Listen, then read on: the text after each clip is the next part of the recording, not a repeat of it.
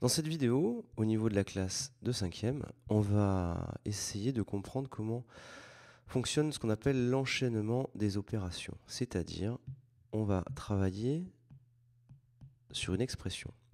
Et on va s'apercevoir qu'on a affaire à deux types d'expressions.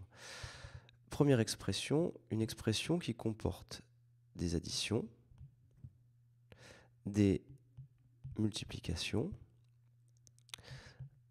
encore une fois une addition, et par exemple une division comme ceci.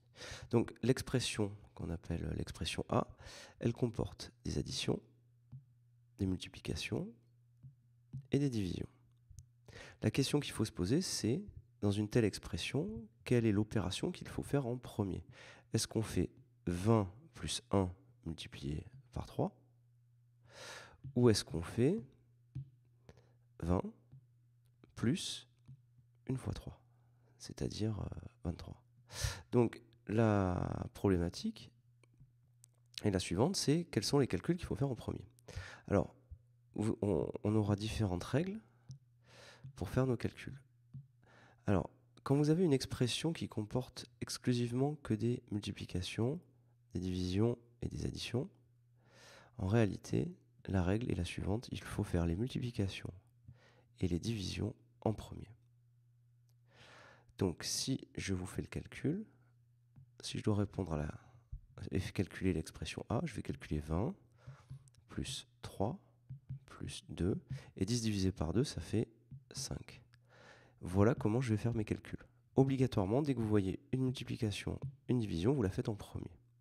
Et ensuite, vous faites le calcul final, donc 20 plus 3, ça fait 23, plus 2, 25, plus 5, ça nous fait 30.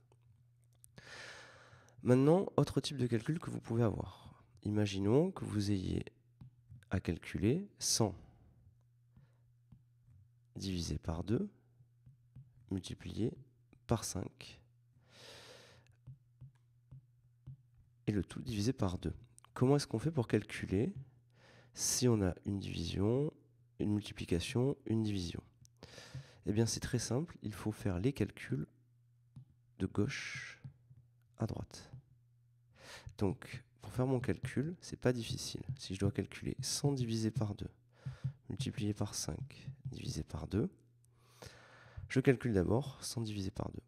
100 divisé par 2, ça fait 50.